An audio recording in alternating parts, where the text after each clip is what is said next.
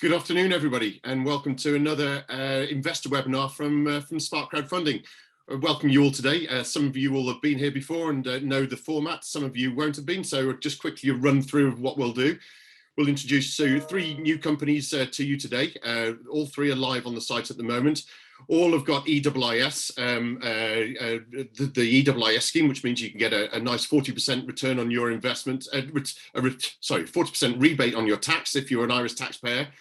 Many of the companies that are on today have been highly selected by us. We highly curate them, and only about 1 in 10 companies actually reach the platform. So you can tell by that the high quality that you'll be seeing today. And you can invest alongside VCs as well, who are also investing in some of the businesses that we show on our platform, and at the same terms as well, which is great. And of course, the minimum investment is €100. So if I can just get everybody to switch their camera on and just say a quick hi. We've got Fergal's there going to be helping me today. We've also got Kevin Murphy from 2GoCup. He'll be on a little bit later, as will Donal Morris from RedZinc. But first of all, we'll have Chris Derren from CX1. So guys, if everybody else can switch their cameras off, I'll do a quick intro to Chris. And we can get started with that. So Chris Derren is CEO of ClarityCX1. It is a CRM management software which has unique properties for the pharmaceutical and life sciences business. So Chris, perhaps you can share your screen and get into the presentation if you would. Thanks, Chris. I appreciate that. I'm going to share right now. Great stuff. I'll leave you to it, and I'll see you back in 10 minutes. Thanks so much. Thanks everybody for attending today. Very much appreciate your time and attention. I want to talk a little bit about the Clarity story. As all good startups need to find a problem to solve first, I want to talk about the problem in the pharma and life science industry that led to the creation of Clarity and our CX1 application. If you're familiar at all with the industry, you know that the business model of hiring as many pharma sales reps as possible to call in as many physicians and do what they call a product or a detailing call to influence prescriptions. That model was already starting to break down pre-COVID, and then COVID really accelerated the decline of that model. A couple of reasons for that is that physicians are joining larger medical groups and hospitals where there's now a committee of decision makers deciding on which pharma companies to buy solutions from. And also because of the internet and COVID and virtual digital content, there's many other ways now for physicians to get the information they need and the questions answered that they want to get answered without having to actually see a pharmaceutical rep. So that decline had already started. What replaced it, and it's starting to accelerate now, is a more traditional business to business, more of a strategic account management approach, where you have now pharma account managers calling into more complex environments with multiple decision makers, longer sales cycles, and even team-based selling. So that's the problem that pharma had that we really zeroed in on. And the way we did that is ClarityCX1 is its own corporate entity, but it's affiliated with a sister company called Clarity Engagement Solutions that for the last 12 years has been in the trenches with these account teams, helping them make this transition from tactical product selling to strategic account management and strategic customer engagement. So that company has worked with some of the largest pharmaceutical companies all over the world in every region, including Asia. Companies like Novartis and Bayer, Novo Nordisk, Sanofi, Genzyme, and others. So what happened is that over the last several years, the ability of that company to change the behavior was cemented through strategy consulting and training. But what the pharma companies still needed was a way to automate these new behaviors. So we took all the learnings and all the feedback where these customers have told us that they're not satisfied with the current set of offerings that are available, especially on their Salesforce platform. And we partnered with Salesforce to create ClarityCX1 to fill this very specific void. So this is an application that is industry cloud specific. So we'll start with the pharmaceutical industry, and we've already begun to modify the application to make it available for medical devices, corporate banking, high-tech software, manufacturing, and other verticals. But the initial focus will be on the pharmaceutical life sciences industry. One of the things that we wanted to make sure of is that we were the first B2B enterprise level application in Salesforce, available on the Salesforce platform, that was specifically tailored for a vertical market. There are other applications in Salesforce that do account management, but they do it horizontally, meaning that they're not tailored for any one marketplace. We get a lot of questions about how this is different than Viva, IQVIA, or other Salesforce partners who have CRM applications that they sell into the pharmaceutical space. I'll go back to the initial problem. Their applications are targeting the sales rep who is doing the product selling to a physician to influence prescription.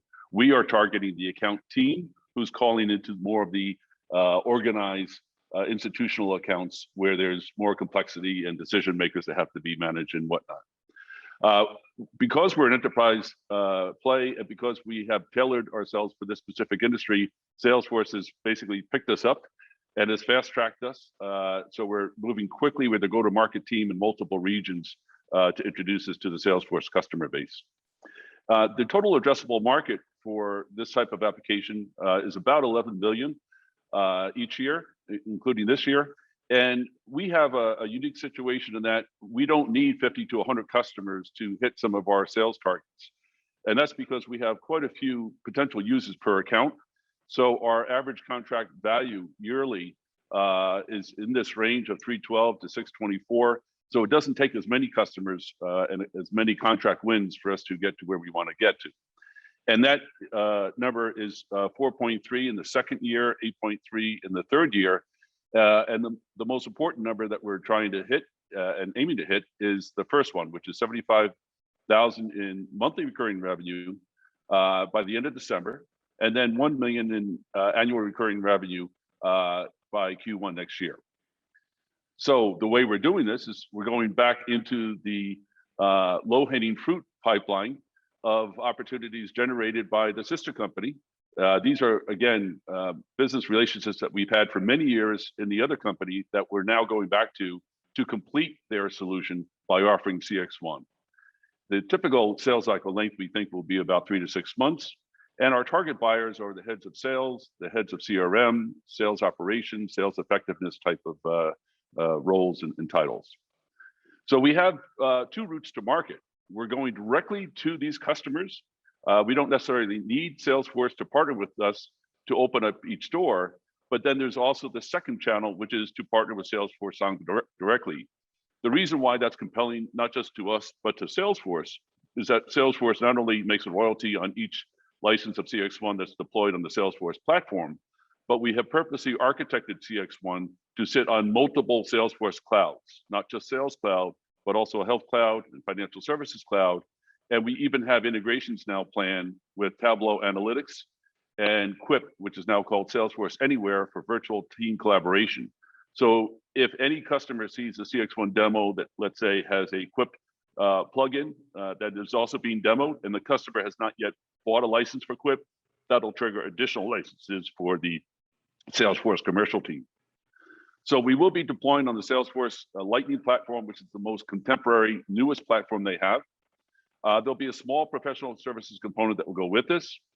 There will be a 50% royalty that is paid to Salesforce on each CX1 license. And our price point is about 185 euros per person per month. And we did a lot of research on that, and that is very much in line with applications that are at the business-to-business enterprise level that are also, in this case, tailored for vertical industry.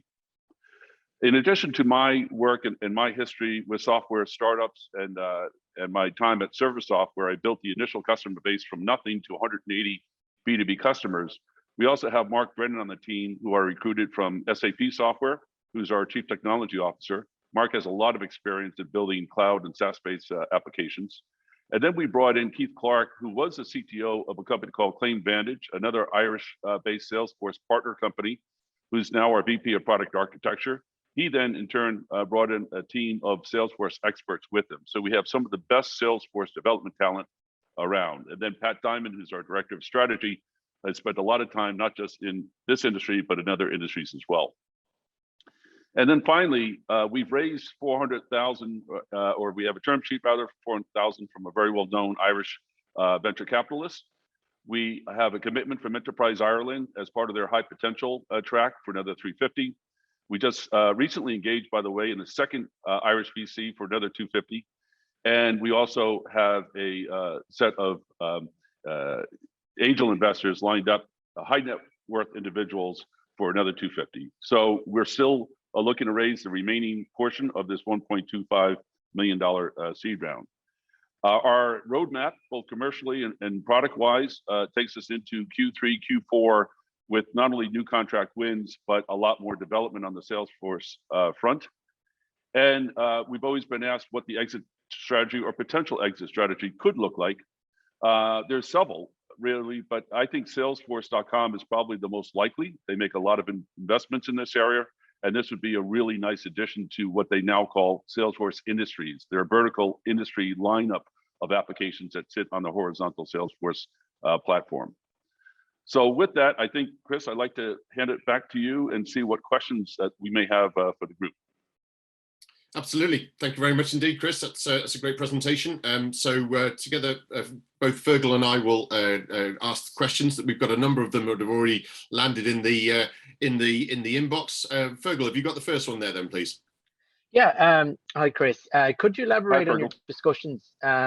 Just elaborate on your discussions with the two venture capitalists and what value you expect them to add other than money. Yeah, great question, Virgo. In my history of dealing with venture capitalists in the past, I've always put them to work. So as we're trying to break into a new account or developing a new partnership or whatnot, I'm always going back to our VCs and asking them to roll up their shirt sleeves and help do things that actually bring value and grow. So it was with that lens or that perspective that we reach out to these two particular VCs, because they have a long history and a good track record of doing just that, not just sitting by passively and getting a monthly or quarterly report, but actually jumping into the business and really helping us grow. Very good. Excellent. Can you elaborate on the names of the VCs, Chris, at this stage? I can elaborate on one of them, and that is DBEC, Dublin Business Innovation Center Ventures. The other one we're just in conversations with now, and we're waiting for a term sheet, so I feel more comfortable in exposing their name when we get the term sheet. But it is also a very well-known Irish VC, and everybody kind of works together in the marketplace. So everybody, yeah, it's a VC that knows a lot of other VCs. Yeah, fully understand. That's excellent. Thanks very much, Chris. How long does it take to complete the sale normally in this sector? It's normally 3 to 6 months for the initial sale, Chris. In other words, when you first sell into the first business unit or team within one of these pharma companies, that's the typical length. It then gets a little bit faster, because what ends up happening is our pharma customers end up becoming our own best salespeople, and they start referring us to other business units and teams. And typically that could be as little as a month to sign up a second or third team. Very good. Just before you go into the next question, Fergal, can people actually put the questions into the Q&A, please, not the chat? It makes it easier for us to process them afterwards as well. So if you could do that. Fergal, away you go with the next one. Yeah, please. so I have a question here from another Fergal. He just missed the small bit on the current traction. Can you just go over, I suppose, the current traction, what revenues, kind of what you're looking at in the next kind of, I suppose, three months, a year to 3 years, kind of, Chris, if you could. Mm-hmm. Yeah, sure. So we just launched.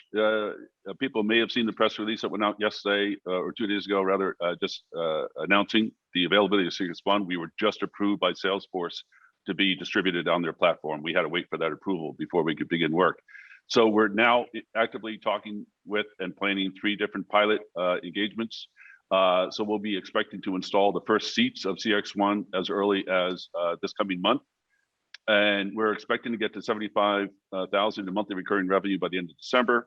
We're looking to do 1.1 in the first year. I think the number is 3.4 in the second and 8.3 in the third. Now, all of those projections are only pharma related, meaning that as we start moving into other verticals, financial services, corporate banking, manufacturing, high tech, those numbers will increase. But we decided, for the purpose of raising this round and being a bit conservative with the numbers, that we're only including just the pharmaceutical life sciences industry. Excellent. And what kind of gross margins are you foreseeing, Chris? Well, because it's cloud-based software, in the initial year or two, because we'll still be expanding the team and hiring, you know, a number of salespeople, marketing folks, whatnot, you're still looking at 30 to 34% margins. But as year 2.5 to 3 starts, you know, taking place, and beyond that, because the hiring starts to slow down substantially, and the CapEx expenses, you know, are much lower, you're looking at 60-65% margins ultimately. Fantastic. What's the likely? Sorry, what are you going to be spending the money that you're going to be raising on? Where's it going to be channeled to mostly then, Chris? So most of our hiring on the development side is done. We have a few more roles to fill there, like customer success managers and product managers and those types of roles. But most of the hiring starting really October, November, December, and beyond is on the sales and marketing side. You know, we have, again, because we have entry into the pharma marketplace from our sister company, we have a number of business units for for Novartis, for Sanofi, Genzyme, and others in Asia Pac, where we can start to now move into that region with CX1. But you know, we have to open up an office, we have to hire a business development team there, marketing team. So it takes a bit more money when you're dealing with these very large global pharma companies. But this is really all about expanding the sales and marketing effort now going forward, and partnering with Salesforce. Very good. Excellent. How many customers is 75K MMR in general? Or So, I know each customer is probably drastically different from another one, from each other. sure. So I would say it could be anywhere from 5 to 8 customers, Virgil, because of our price point. You know, I would say a small deal size for us would be 10 to 20K a month. An average deal size might be a little bit north, per year. An average deal size might be more like 50 to 75,000 a year, and then a larger deal might be 100, 125,000 a year initially. And then what happens is that 100,000 or that 50,000 per year annual contract value starts to grow and expand, because we go from 1 business unit to 3 to 5 to 7 within the same company. And our cost of sales goes down, of course, because our customers are basically helping us sell. Excellent. With regards to your competitors, Chris, so who are they and why are you better? The main competitor, I would say, is Veeva, and I call them a competitor because they have a lot of market share, specifically with Salesforce as a partner in the pharmaceutical space.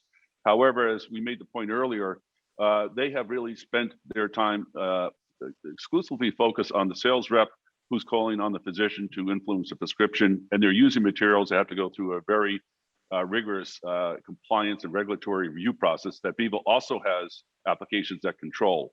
That they control that. They're also very big into the data and analytics side of clinical trial data. So when pharma reps get asked about clinical trial results and what it means for a physician to prescribe a certain medicine, Veeva controls all of that. The one area that they have not been focused on all these years, almost, you know, on purpose, is the key account management, strategic account management space. It's not their expertise. It's not where they come from. And quite frankly, their regulatory and compliance products grew at a rate of 54% last year. So you can imagine that's where all of their attention is. So they're in the same space. They're partnering with Salesforce as well. They have great market share. They're just not focused on the area that we're focused on. Very good, very good. 2 more, Fergal. One from you, one from me. Yeah, perfect. And I have a very good question here from Derek. He's asking about the other verticals, rather outside the life sciences side of things. Will that be included in this investment as well? So if you're a shareholder now, will you also be able to get exposure into the other verticals? Will it be the same company? Same company, same product, but we'll be maintaining what they call different managed packages with Salesforce. So the core product base will all be the same, and then we'll have some vertical extensions. But yes, it's all part of the same corporate entity. So what you're investing in now will be the same company that will be moving into corporate banking and manufacturing and high tech and whatnot. Fantastic, excellent. Last question. We've got loads here, and what we'll do afterwards, we'll get you to answer these manually or by typing them out, please, Chris. But anyway, final question. What's the potential exit? How do you see that panning out? So we actually have, as part of the term sheet with DBEC Ventures, a clause that says that we'll be exiting within 5 years, if not earlier. and that aligns with our thinking as well. And again, I think it's most likely that either Salesforce or one of Salesforce's larger ISV partners, like Aviva or an IQVIA, would be the most appropriate candidate, for an acquisition. Brilliant. Fantastic. Okay, Chris, Well done. thank you very much indeed Thanks, for Chris. all of those and for your excellent Thank you. presentation. And I see Donal has come onto the screen now, so welcome, Donal. Donal is CEO of RedZinc. RedZinc is a developer of a hands-free video headset that is used to revolutionize and replace outdated communication mechanisms in the healthcare service. So, Donal, hand it over to you and away you go. Okay, thanks, Chris, and thanks, Chris, before as well for a great presentation. So let me share the screen and put up the slide deck. So I'm sharing my slide deck, and do you see it arriving okay? Yeah, everything's good. There, everything's good. Okay, so we provide real-time video solutions for telemedicine. Our main product is Blue Eye, and it's configured in lots of different clinical use cases. So really the executive summary of our business, we provide hands-free wearable video for healthcare professionals on the move. So that's nurses, doctors, paramedics who are moving around and need to get help from a third party during their clinical actions. We developed the product organically through a rich and deep R&D history. We've won over 2 million of non-dilutive funding, which we've used to develop the product. So we're quite advanced in the product, and it's a hardware product and a software product together. We've also developed a Blue Eye clinic in response to the COVID-19 pandemic with the healthcare HSE executive, and we've MMR of 13K from that. And we also won the Irish Healthcare Award for Best Industry Response to COVID. The whole market's worth about 38 billion. And our value proposition really is for medical. It's about winning time. So somebody who has a heart attack, they want to get treatment really quick. And the quicker they get it, the better the outcome for them is. So it's really about winning time, improving patient outcome, improving operational efficiency for the healthcare service, and reducing cost as well in the healthcare sector. So it's a small camera that the paramedic can wear at the side of a road traffic accident. So let's just talk about the problem in a bit more. There's really two parts to the problem. One is a technical challenge and one is a clinical challenge. So the technical part really is that they're still using outdated old walkie-talkie technology. They're still using 2G technology, ambulance services, and they're still using pagers inside hospitals. And now my children are using video, and there's video everywhere, and hospitals want to be able to use more and more video to make themselves more efficient. So today there's no visual access for remote experts. There's no treatment at scene, and then there's an increase in cost of operations. For example, there's about 15% of low risk and inappropriate admissions, which is caused on ambulance services, bringing people to hospital who don't necessarily need to be there and could be treated at scene or referred to a GP. So the clinical problem, the clinical challenge, of course, is that there's delay in treatment and diagnosis because you have to bring somebody to the hospital. If it's an acute patient, you have to bring them to the hospital. That's a transport time. And then there's a suboptimal patient outcome. So really could be heart attack, there could be damage to the tissue, brain damage to the tissue for a stroke patient. And then of course with corona, there's just risk of contagion for everybody involved. So the opportunity of video is there. And so we've developed Blue Eye hands-free. This is a Blue Eye platform. You can see two use cases there. One is outside the hospital, so that's paramedics, and one is inside the hospital. So outside the hospital, the paramedic, he can wear or she can wear a small video camera on their temple, and the video then is sent to a doctor in a call center or an emergencies department, or can be another paramedic, and they can get buddy support. So the outside the hospital application is paramedic buddy support, emergency department support, also training applications. We have a pilot starting this week in Sweden with community nurses in out of hours service, and also with disaster recovery for earthquakes and urban search and rescue, things like that. And then inside the hospital, there are use cases with COVID isolation wards, virtual ward rounds, teaching medical students, nursing homes, lots and lots of different applications inside the hospital for nurses and doctors on the move. So we've developed Blue Eye as a proprietary software stack. It has all the technical parts there, and we don't need to go into it, but the main point is that it can bring video from healthcare workers on the move to colleagues and specialists, 99 call centers or doctors in clinics and hospitals. They can get real-time video. It's point of view, so as you're moving around, you can see what's happening remotely. And then, of course, they can give diagnosis, treatment, and support to help the patient get a better outcome and to make the healthcare system more efficient, and it does need that. The market's very big. It's a 38 billion market in mobile telemedicine, and our sector is 1.5 for served addressable market. Our plan is to be the dominant player in body-worn wearable video by 2025, and our current target users is the 587 teaching hospitals, as well as all the GPs and hospitals who are using who have applications with emergency services, paramedics, and call centers. So traction and validation, we've lots of traction, and we've got MMR of 13K. We've got customers in Finland and Ireland, St. James's Hospital, HSE. We won the healthcare award for best industry response to Corona, and we developed a product with non-dilutive grants from Horizon 2020. This is the 5G PPP, Public-Private Partnership Program. We've got customers, we've won awards, we've key partners as well. We're partnered with Airbus on security. Airbus have a mobile security division for police and fire services and ambulance services. They have the legacy technology. We're partnered with Philips Healthcare on their ultrasound products, and people like Telefonica, Telenor as well in the telecom sector, the 5G sector. Customers are saying really good things about us. There's just an example on the bottom left. Hospital in Ghent, right people, right time, right place, has the potential to bring great minds together at the right spot. That's from a doctor in Ghent Hospital, and lots of good stories from all the people that we're talking to. The revenue model is two models. We've got two key parts to it for the hands-free product. One is the channel partnership with paramedics, nurses, and then there's the direct sales also in the medical education sector. So two parts of the product pricing.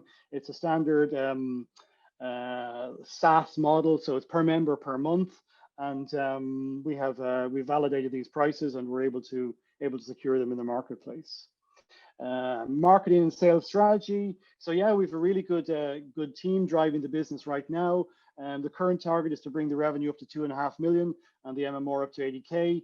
And to bring subscriptions, we currently got 300 subscribers, and we're looking for 7x growth in 2 steps, 3x growth to get to 900, and then 7x to get to 2100. And we've lots of steps to achieve that milestone. We're currently operating in Ireland, UK, Spain, Scandinavia, and our plan with this funding we're raising is to really drive the sales activity. We have the product already developed, product risk is gone, and now it's to drive the sales activity across Europe.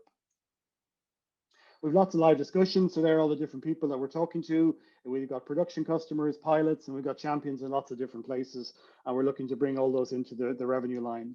Our advantage, we've got strong advantage, so we've been developing this product as part of the 5G program for several years, and we really know what's wanted, so we know what mobile telemedicine needs, and we're strongly differentiated from adjacent platforms, so say police body cams, they're not live, or augmented reality devices, which are not really designed. They're used in industry, but they're not really designed for medical applications. So we have all the appropriate parts for medical applications. We're really strong moat, so around the technology, very strong moat. So really defensible platform. We have a patent as well, patent application around the product, the wearability, the 5G part, and also augmented reality parts. That's our team. We have a really strong team. I see Chris has come on, so it must be near the 10 minutes. So just the last slide. So we're a really strong team. We've got very good, I've developed business before. Our colleagues have developed business before. We're looking to raise 300K now and drive out the business. We have 200K coming in from Airbus. We have 100K coming in from one of the 5G health projects. And also we have 150K coming in from Enterprise Ireland.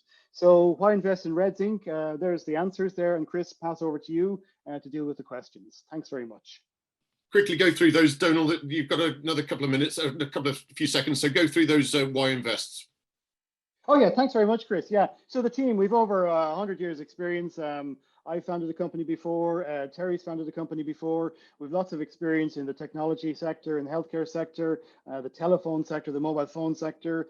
We developed the product through grants. So we've actually got the product out there in the marketplace, and we've had no investment come in. We didn't need it.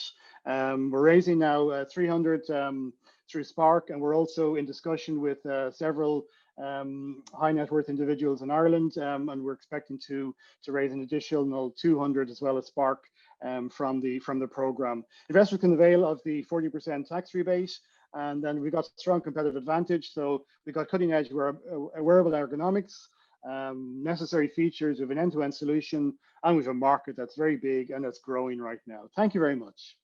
Excellent, Donald. Well done. Thanks very much indeed. Perhaps you can unshare your screen and we can take over the full screen ourselves. Loads of questions in as always. So Fergal, where you go with the first one? Great presentation. Thanks, Donald. Is Blue Eye classified as a medical device? No, it's not. Does it need to be cleared? No. So there's no clearance in HICWA. Okay, fantastic. Not touching the patient. Okay, excellent. What is the minimum signal required to for clear video transmission on site? 3G or what communication mechanisms are you using? Yeah, so 3G is not good enough. 3.5G can work. You really need to have 2 or 3 megabits uplink. So the important part is the uplink speed. Most people measure the downlink speed. So it's working on, if there's good 4G coverage, it will work well. And of course, 5G is coming, and that's where the whole business is centered around. There's huge growth in 5G. And even we're being invited in on the project the other day into 6G in Finland. So there's lots of stuff going on. Very good. Fantastic. And what is I know you discussed this briefly, can you just go over the USP of the product, but also as well maybe elaborate a little bit on the proprietary IP as well on the solution? Yeah, so I suppose the key thing is it's a small camera designed for wearability, but it's not just a camera. It's a whole software stack designed specifically for medical. So we're using Zoom now. Zoom really doesn't get into the healthcare sector because you have these recording features and the videos could end up, you have the privacy issues. So we were able to get Zoom, displaced out of the HSE because of, so say everybody's email there can be acquired and they can use it for advertising purposes and reselling it. And that's an opt-out. So you can't really have that with patients. So we've got specific features specifically for the medical sector, and we've got specific features for wearability. Police body cams don't work. The augmented reality doesn't work. The Google Glass idea doesn't work because they're putting something in your screen. The paramedic, he wants to see what's happening. He doesn't want a TV advertisement in his screen, which is what the Google Glass model is. Very good. Yeah, sure. How quickly can RedZinc grow, or what could be the impediments to the business scaling? We can grow pretty fast. At the moment, we need capital, and that's why we're doing this activity. We can grow very fast. There's 578 teaching hospitals in Europe, all with a challenge. All of them have stalled medical education. And we were approached to come and develop a variant of our product for this. And our push now is to scale it out into the teaching hospitals across Europe. And then, of course, it can scale to paramedics too. So our big challenge right now is to hire salespeople and to have capital to hire salespeople and to drive it. We're focusing in Europe because we're undercapitalized, but there is an opportunity in North America, opportunity in South America. We're getting inquiries coming in from Africa and also from Asia. We're developing a partnership with one company in Asia at the moment. Just to flesh that out, Donald, how are you getting these inquiries from these countries that you're not advertising in at the moment or don't have feet on the ground? Yeah, because we've got good stuff and people have a problem, and they put in a search on Google. There's loads of word of mouth stuff coming in, say the African ones just came in because they were doing a search for they have this problem space and they just come on our website. So we have a really good website. We have an excellent marketing team. They put a great website together, and word of mouth. We've got Twitter campaigns going, social media campaigns going, and of course we were on the Euronews last week. So there's a whole lot of people watching that. That gets about 300 to 400,000 views, and that's going to be all over Europe and beyond. Very good. Yeah. Excellent. And in terms of your contracts, what's the average length of the contracts with each of the customers? I imagine, HSE and government bodies would maybe be a fixed kind of 12-month, but what do you see as the average length? Yeah, so we're selling it on a subscription basis, so that's per member per month. Because we're bundling the hardware, we're bundling the camera inside that. We're asking people to sign up for a 12-month contract. The HSE signed up for 12-month contract, and now it's getting renewed. So that's happening. So yeah, it's a 12 months, and we have our pricing is based on monthly basis, but we're looking to bring them in the same way when you buy an iPhone or whatever from Vodafone. They lock you into a 12, 15, 18-month contract. We're using the same model. It's the exact same model. Excellent. And what about patents for the hardware or indeed the software? But I imagine it's more on the hardware side of things. Yeah, so we have a patent filed actually on the software and the part of it. So that brings together 3 parts. It brings together artificial intelligence, and we have an R&D program for that with one of the universities. It brings through also the wearability part and the 5G part. And we have a second patent that we're about to file. We've got some very interesting stuff where we have in the background, you haven't seen it yet, about the camera, and we're going to file a second patent in the next month about that. So we'll have 2 patents. Excellent. And that leads on nicely to competitors. And an interesting question here as well. Would your customers not build the solution or product themselves? I mean, that's a tough one for the HSE to do so, but in other kind of healthcare providers or primary care providers, how difficult would it be for them to come in and become a competitor and manufacture this product themselves? Okay, I'll give you a straight answer to this. Okay, so there's a Japanese company, JVC Kenwood. This company is a big player in the push-to-talk, mobile phone, walkie-talkie, old radio technology.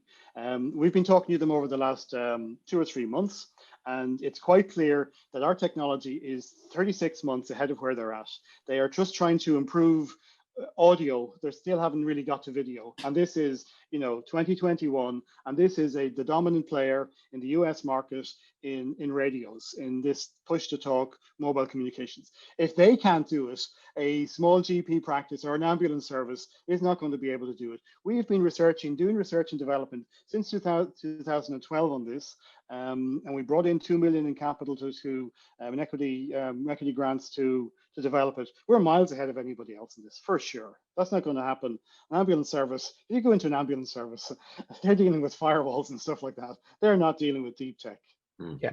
And on that horizon, 22 million euros worth of grants, that is pure grant funding from Europe, isn't it? And it's you mentioned it's not non-dilutive. Exactly. So we grew the company organically. We didn't do it very fast, but what we did do is we de-risked the product completely. So that when we came to market, as we are now, we didn't want there to be a technical risk. So there's a 2 million has come in. It's actually a bit more than 2 million as part of the 5G public-private partnership program, and we didn't have to give away 1 share at all for that. Great, very good, very good. Excellent. I just have a question from my end. I used to be years and years ago, many moons ago, I used to be a lifeguard in the west of Ireland in one of the beaches, and it would have been a technology that would be fantastic on the 1 or 2 incidences that we have. How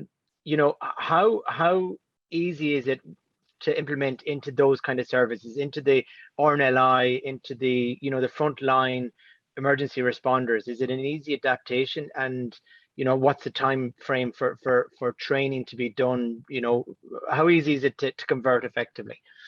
Well, we were approached by Red Cross. We've sales activity in south of Spain, and we're a salesperson in Spain, and we were approached by Red Cross. Red Cross are doing the lifeguard situation. They're actually dealing with all the people who are coming across on boats from North Africa. So it's actually a water life-saving issue, and they want our camera to deal with that, because what happens is they get people coming in off the water. They're undernutrition, and they're being cold for probably 24, 46, 36 hours, whatever, and they need to get to a GP, but the GP is not at the side of the water. So they're going to be wearing our camera and sending the video back to a GP. It's ideal for that. Really good question. And that's now now that you say that, lifeguards in Ireland, that's another market that we can go. Every time we talk to somebody, we get a different use case. And Fergal, you just give us another one right now. Irish lifeguards. I won't charge too much commission, Donald. Okay, okay. Very good. Listen, we've run out of time, guys. Still plenty more questions that we could have asked you, Donald. So we'll get those written down for you. So thanks very much indeed. And perhaps Kevin, you can come on board now, and I'll introduce you as well. So Kevin Murphy is CEO of a company called 2GoCup. It is a deposit and return scheme that he has developed over the last couple of years for reusable cup solutions and for cafes and other organizations. But you can tell the story a lot better than I can, Kevin, so I'll let you get your presentation up and away you go. Brilliant, thanks a million, Chris. Sure, I'll just switch over now, make it easy. Let's see, I'm hoping everyone can see that. We can see it, yeah, that's good. Brilliant, sorry, just gonna open a full screen now. Brilliant, we all good? Yeah. Brilliant. So, hi everyone. Thanks again for tuning in on this gloomy Thursday. I know the main objective of the webinar is really around fulfilling any questions you have, so I'll try to keep this as short as possible, and then I'm happy to help run through any of the queries you have. So, 2GoCup is an environmental initiative designed to prevent the production, consumption, and landfill created by single-use cups, while offering the same convenience and affordability to independent businesses right up to large chains and organizations. So, without further ado, what is the current problem we're trying to fix? Well, there are 500 billion single-use cups used across the planet every single year. Less than 1% of these are recycled, composted, or correctly disposed of. The other 99% end up in landfill or oceans across the planet. In Ireland alone, we use approximately 200 million per year, which breaks down to about 56,000 every hour. Now, the obvious solution is a keep cup. It's a reusable cup you purchase for over €20 typically. You carry it around 24/7, you wash, clean, and effectively attach it to your hip. However, the reality is this solution isn't working. Studies have shown 70% of Western society now own a reusable cup, but only 15% of them use it on a weekly basis. The solution just simply isn't working. So 2GoCup's core values and mission is simple. We carry this model into everything we do. We have to provide a system that is cost effective for every business. Currently, we have a minimum financial saving of 75% for every single outlet providing 2GoCup compared to any alternative on the market. We have to be affordable for every consumer. We do not believe acting sustainably should be more expensive than the next best alternative. We have to be just as convenient as paper cups for society. The customer journey of purchasing a beverage should have as little disruption as possible. And finally, we need to have a net benefit for the environment. A 2GoCup has over 1,000 uses before it needs to go into the bin. If it is used once per day, its lifespan would equate to 3 years, and it can go in the green bin at its end of life. So how does it work? It's easier to begin with the customer journey since we can all relate. Absolutely nothing changes in how we go about grabbing your coffee. You'll walk up, order your cappuccino, pay for your cappuccino, and then pay €1 extra for a 2GoCup. Go about your day, enjoy your drink, and when ready, return the cup to any participating site and receive your €1 back. You've no longer spent money. The cup is taken in, washed just like a mug at home or a fork in a restaurant, and is good to be served out of again. The best way to visualize this is the €1 you place in the trolley at the supermarket. You get your money back when you're finished. So how it works for the business is just as simple. We operate a cost-neutral pricing structure for the operation itself. 2GoCups are purchased at €1 from us. Then, as mentioned, the business accepts a €1 deposit on top of the coffee purchase. When a customer returns, they hand back the €1 deposit. The cup itself is washed and the system starts again. On top of this, we have a subscription charge per outlet, which is a monthly or annual fee of either $29.99 per month or $360 per annum. For example, an independent cafe would have a fee of just 1 subscription. A university with 8 coffee dots would have about 8 subscriptions. So to prove the system, we've been developing it across the past 3 years, where we implemented a 3-phase approach. In 2018, we began developing the first deposit return scheme concept, looking at the requirements, locations, partners, product, and pricing. In 2019, we developed our pilot operation, and after our new product, business model, and researching the model viability. Finally, for 2021, we are automating our sign-up flow, and we are expecting to further scale the operation. Just to briefly touch on these 3 phases, our pilot operation, which was named CoCup, ran across Dublin City Council, Trinity College, and DCU, and was part funded by the Environmental Protection Agency. It ran for 3 months across all 3 organisations and featured in the news across 9 different countries, including features in the UK Times, the Boston Globe, local papers such as the Journal. The fundamental finding was that there was proof multiple stakeholders who operate independently could work together for a shared benefit. In phase 2, we analysed over 40,000 consumer points about what worked and what they wanted to see more of in a product going forward. We then flew to China to develop the Go Cup with a manufacturer behind products found in Starbucks, Hershey's and Corona beer. The cup itself is made out of virgin polypropylene, otherwise the same material as a keep cup. It comes in a standard 12-ounce size to accommodate the majority of beverages sold, along with smaller beverages such as a flat white. It's 2 millimeters in thickness, wrapped in a silicone band for heat protection. The lid, which was inspired by the US Army, sits in the cup rather than a click-on in order for ease of on and off. And finally, it comes in one colour with one logo to remain neutral in anywhere it goes. We then moved on to the market viability, which has continued on even since this deck was made just a few short weeks ago. We've managed to partner with global catering companies, Compass Catering, Sodexo, Baxter Story and MasterChef to roll out our operation across sites here in Ireland and the UK to begin with. We were approached by Food and Bev Live, which would be one of the biggest hospitality events in Europe, to sponsor it for free. We've had customer requests across the UK, EU, US and South Africa, with already over 100 connected locations both nationwide and internationally. More to indicate the scope we have, this year alone, we have further project requests from a nationwide petrol train to fulfill over 200 sites. We've had a request to work with a national stadium to help implement an identical operation but with pint glasses and even a reverse vending machine operation in order to work in more event style locations. Finally, for phase 3, as mentioned, we've been developing our sign-up flow and supply chain distribution and logistics. From now, customers can go onto our website, sign up any amount of outlets across the country, pay for their cups, which will trigger our warehouse to pack up for delivery. This will trigger our CRM system to let the business know the cups are en route, provide a welcome pack of marketing material, and equally notify our team to market the business on our site to boost consumer awareness. In just 8 weeks of beginning this phase, we've managed to get this entire process from customer sign up to the cup set up in the cafe and being able to operate to less than 40 hours here in Ireland. A brief look at our financial projections. So we hope to take on over 180 sites across 2021, with 50% of this already achieved, not including any of our more large scale projects expected to arise before the end of the year. We have injected over 21,000 cups into the system, so we are largely accurate with 8 months of the year gone, and our number of customers are still growing. We're projecting a 20% increase in inbound signups, as we know for every 5 businesses we take on in an area, a further 1 will join without any form of communication or previous experience. More importantly, these revenue streams do not account for any further products or operations. As mentioned, we've been asked to facilitate alcohol deposit return schemes, but also food containers and reverse vending machines. To give you an overall perspective on the opportunity, our domestic market has approximately 8,000 sites made up of independent cafes, small chains, coffee-equipped shops, catering facilities across business offices, hospitals, universities and hotel groups. In the UK, using the same parameters, it's approximately 60,000, with us just changing the price in a positive way to £1 per cup. And across the EU, it's over 250,000. I'm sure many of you have even noticed the growth in the industry over the course of the pandemic.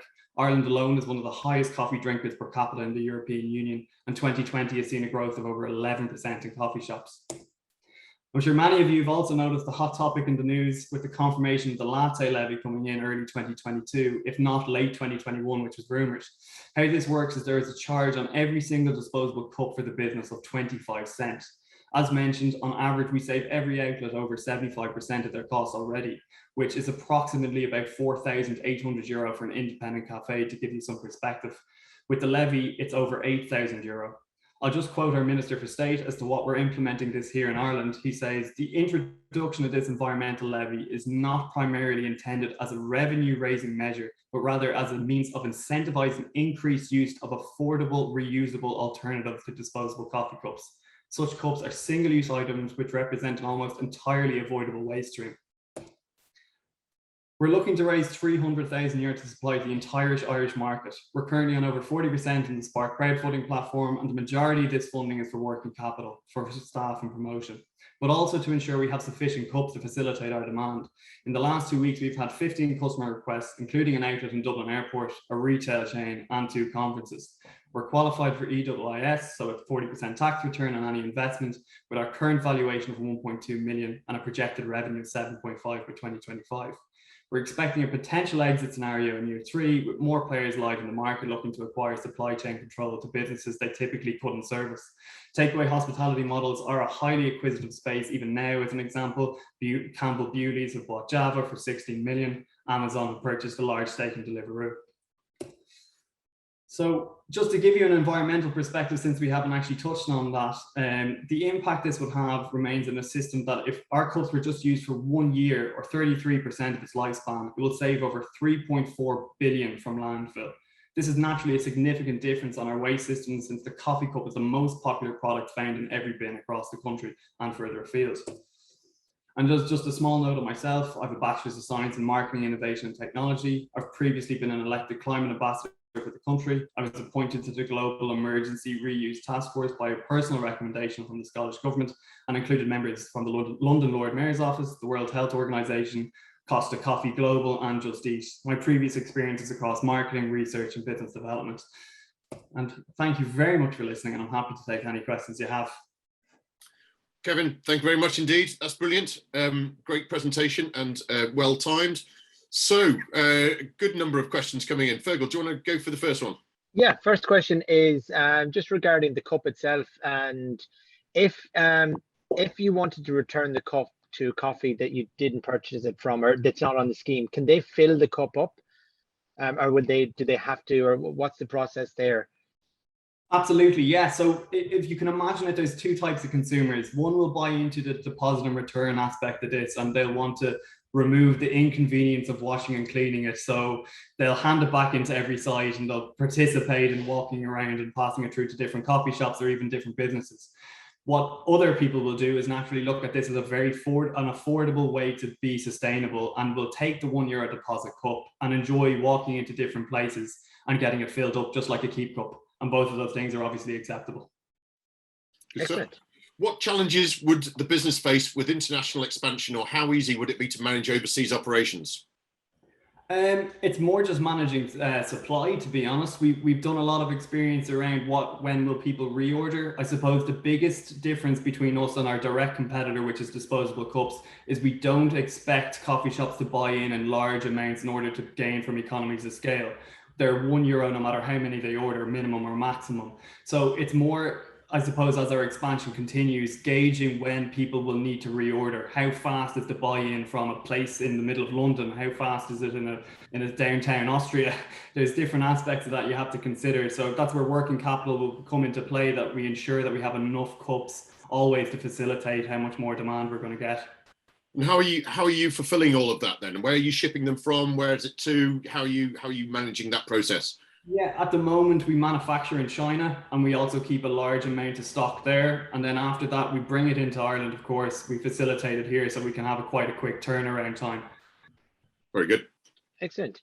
An interesting question here as well. Just what is the material of the cup? What's it made of, and how environmentally friendly is it? And maybe I'd just add a little bit as well. After its 3-year cycle, what happens to the cup, or how does it come back into the system again? Brilliant question about the circular economy. So the material we use is virgin polypropylene. I suppose in simplistic terms, it's the exact same material you'll find in picking up a Keep cup, like the brand Keep cup, when you're in a shop. The only difference is we've made it smaller and thinner in order to facilitate the price point of €1 in comparison to €20. And with that in mind, for example, say we're 3 years down the line and a cup has gone through the system and you feel it's time for it to go in the bin, you can simply place it in your green bin here at home domestically in Ireland, and it can go through the standard recycling system that we have. So very environmental is probably the best answer. Excellent. Very good. What are the long-term exit ambitions then, Kevin? How are you going to see? There's a few more here. Will the refund work with cashless payments? Sorry, we're crossing each other, Fergal. It's my turn. Get off. I said to you, Kevin, what's the long-term exit ambitions for the business? Yeah, it's an interesting time within hospitality, and obviously the big players are watching curiously. We've had obviously a few inquiries from Bewley's, which would be more domestic, one around sponsorship, right up to Starbucks, who are inquiring on how it's actually working. So we probably expect, as far as an exit strategy, will be one of these guys will want to be able to control the supply chain into businesses they typically couldn't get at. So naturally, if you were Starbucks, you can only facilitate Starbucks customers. But if you're controlling the supply to independent coffee shops across an entire region, or even internationally, it'd probably be quite a business, an appealing business model. Very good. Your turn, Fergal. Sorry. Excellent. Sorry, my internet's kind of coming on and off here. So will the refund work with cashless payments in the future? Yeah, absolutely. It's something we're developing at the moment. So when you go in to purchase your coffee, nothing changes as far as me as a cafe owner. Like, the 2 buttons will now go on the till. When someone orders a cappuccino, I'll hit cappuccino, and then I'll hit to-go-cup out. And that's how we'll account for the to-go-cup deposit. When it comes back in, it'll be to-go-cup back in. And at the moment, the €1 physically has to be handed over. It's not too much a problem, because a huge amount of the businesses that we obviously cater for will have some amount of cash. Going forward, what will happen is there will be an app that we're developing at the moment where the deposit and equally the return could be implemented onto a place like that. So we're kind of removing the cash from the perspective. Good stuff. What is the payback number of paper cups replaced currently bought for coffee shops for customers per to-go cup unit bought? So what's it replacing? How many cups will one to-go cup replace? Oh, great question. Yeah, so it has 1,000 uses in it. So it really depends on how many returns they're going to get effectively. But the positive side from the business perspective, it's the peace of mind that they're not paying for it after their first batch. What we'd recommend to any business is they buy a week's worth, because your Monday customer is typically always your Monday customer. So you want to make sure you've got enough cups to accommodate the customers that come in Tuesday to Sunday until your Monday customer returns. If they don't return on the next Monday, they've gone away for a couple of weeks and you feel it's time to restock, you're now just taking the jar of €1 you have, the deposits of customers who didn't return, in order to reorder. It's no longer your own financial spend. Sure. Excellent. And a similar question that I asked previously to one of the other presenters. In terms of the different beverage mediums, the drinks, will that fall under the same company, to-go-cup? So will shareholders be involved in that company as well? Absolutely, yeah. So at the moment we're exploring it, but the expectation is, due to our brand and kind of the awareness within the top players, that to-go-cup is facilitating a huge amount of these deposit and return schemes. We'll keep it under the umbrella. We've seen obviously the approaches around bowl, so we'd likely expect that the brand will be to-go bowl. We don't know what we'll do with pint glasses. I think we'll keep it as to-go-cup. It sounds a bit more PG than to-go pint, but yeah, likelihood is we'll keep them under the same umbrella, yes. Excellent. How much does it cost to manufacture, and what percentage of cups don't ever come back, are lost? Great question. So the first part of this is that our manufacturing cost is around 50 cents, including getting them here to Ireland. And we're expecting this to reduce naturally with our economies of scale growing. And the second part of that is how many don't return. It depends on the outlet, to be honest. If you choose an independent coffee shop in, say, rural Donegal, they likely will have customers who come through the place all the time and will then buy into the scheme. They rarely will need a huge number of cups. If I choose somewhere in the middle of the city centre, it's summertime, they have a lot of tourists, you'll see the complete opposite. So although these businesses are technically all the same, there's a huge amount of parameters that can change and alter based on the season. But what we have consistently seen, which is interesting, regardless of where the outlet is that these businesses will reorder at 100% of their first order, no matter what, even if they've got more stock in place, and they'll order nearly quarterly, like practically to the day. It can be somewhere between 86 and 94 days, but it's always around that time frame. Very good. Okay, Fergal, I was going to let one more question in, but I think we've run out of time, so I think we're going to hold it there. And as I said with the others as well, we'll get them all the questions typed up and answered and post those as well. So Kevin, thanks very much indeed. So I'll just quickly wrap up with just saying that all the campaigns are live on the site now. You can invest from just €100.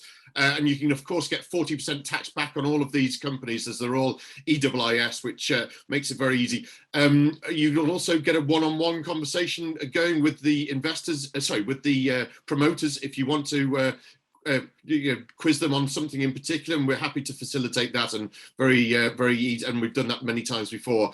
And of course, particularly with these clients, you can invest in the same way, or the same terms as some of the VCs have in Dublin as well, which is great. So that just, I'll wrap up with thanks very much, Kevin. Thanks very much, Donal. Thanks very much, Chris. And thanks very much, everybody else, for your time as well and listening to our presentation. So thanks very much, guys, and we'll see you again soon.